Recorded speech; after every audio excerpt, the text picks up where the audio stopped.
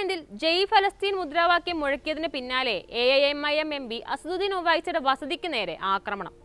ഇന്നലെ രാത്രി ഗേറ്റിനോട് ചേർന്ന മതിലിലെ നെയിം പ്ലേറ്റിൽ അക്രമികൾ കരിയോയിൽ ഒഴിക്കുകയും ഇസ്രായേൽ അനുകൂല പോസ്റ്ററുകൾ ഒട്ടിക്കുകയും ചെയ്തതായാണ് റിപ്പോർട്ടുകൾ.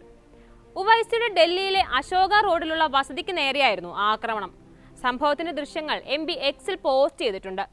പ്രധാന ഗേറ്റിലെ നെയിം പ്ലേറ്റിൽ കരിയോയിൽ ഒഴിച്ച ശേഷം 5 അംഗ സംഘം ഇസ്രായേൽ അനുകൂല പോസ്റ്റർ ഒട്ടിക്കുന്നതായി വീഡിയോയിൽ കാണാം. ഭാരത് മാതാ കീ ജയ് എന്ന് പറയാൻ മടിക്കുന്ന MPമാർക്കും MLAമാർക്കുമെതിരെ കർശന നടപടിയെടുക്കണമെന്ന് അക്രമികളിൽ ഒരാൾ ആവശ്യപ്പെടുന്നതായാണ് മറ്റൊരു വീഡിയോ. തന്റെ ഡൽഹിയിലെ വീട് എത്ര തവണയാണ് ആക്രമിക്കപ്പെട്ടതെന്നതിന്റെ എണ്ണം എടുക്കാൻ കഴിയാത്ത അവസ്ഥയിലേക്ക് എത്തിയെന്നാണ് ഉവൈസി ഇതിനെക്കുറിച്ച് പ്രതികരിച്ചത്.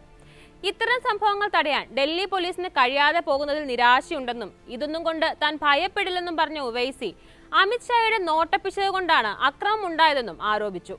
അജ്ഞാതരായ ചില ദുർമാർഗികൾ എന്റെ വീട് കറുത്ത മഷിയൊഴിച്ച് ആക്രമിച്ചു. ഇതുവരെ എത്ര തവണയാണ് എന്റെ വീട് ആക്രമിക്കപ്പെട്ടിരിക്കുന്നതെന്ന് നിശ്ചയമില്ല. ഡൽഹി പോലീസിന്റെ മൂക്കിന് താഴെയാണ് സംഭവം നടന്നിരിക്കുന്നത്. എന്നിട്ടും നിസ്സഹായാവസ്ഥ പ്രകടിപ്പിക്കുകയാണ് അവർ. അമിത്ഷായുടെ കൺമുന്നിലാണ് ആക്രമണം. MPമാരുടെ സുരക്ഷയിൽ എന്തെങ്കിലും ഉറപ്പുണ്ടോ എന്ന് ഓം ബിർള മറുപടി നൽകണം. എന്റെ വീട് നോട്ടമിട്ടിരിക്കുന്ന ഈ ഗുണ്ടകൾ എന്നെ ഇതൊന്നും പേടിപ്പിക്കുകയില്ലെന്ന് മനസ്സിലാക്കണം. സവർക്കറുടേതുപോലെയുള്ള ഈ ഭീരുത്വമായ സ്വഭാവം മാറ്റി എന്നെ നേരിടാൻ നിങ്ങൾ തയ്യാറാകണം. അതല്ലാതെ വെറുതെ കല്ലെറിഞ്ഞിട്ടോ മഷി ഒഴിച്ചിട്ടോ ഓടിപ്പോകരുതെന്നും സമൂഹ മാധ്യമങ്ങളിൽ പങ്കുവച്ച കുറിപ്പിൽ ഉവൈസി പറയുന്നു.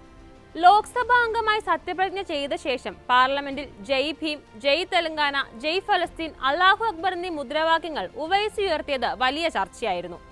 ഈ കഴിഞ്ഞ ചൊവ്വാഴ്ചയാണ് ഉവൈസി MPയായി സത്യപ്രതിജ്ഞ ചെയ്യുന്നത്. ഉവൈസിയെ സത്യപ്രതിജ്ഞയ്ക്ക് ക്ഷണിച്ചതോടെ BJP MPമാർ ജയ് ശ്രീറാം മുദ്രാവാക്യം മുഴക്കുകയായിരുന്നു. ഖുറാനിലെ സൂക്തങ്ങളോടെയാണ് ഉവൈസി സത്യപ്രതിജ്ഞ ആരംഭിച്ചത്.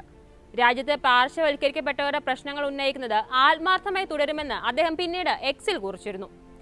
സത്യപ്രതിജ്ഞയ്ക്ക് പിന്നാലെ ഫലസ്തീൻ പരാമർശം രാജ്യസുരക്ഷയ്ക്ക് ഭീഷണിയാണെന്നും ഭരണഘടനാ ലംഘനമാണെന്നും ആരോപിച്ച് ഉവൈസിക്കെതിരെ പരാതിയെത്തി. ഹിന്ദുത്വ അഭിഭാഷകനായ ഹരിശങ്കർ ജെയിനാണ് രാഷ്ട്രപതി ദ്രൗപദി മുർമുവിന് പരാതി നൽകിയത്. മറ്റൊരു രാജ്യത്തോട് കൂറോ വിധേയത്വമോ പുലർത്തുന്ന തരത്തിലുള്ള പരാമർശങ്ങൾ നടത്തിയാൽ ഒരു MPയെ അയോഗ്യനാക്കണമെന്നായിരുന്നു ഇയാളുടെ ആവശ്യം.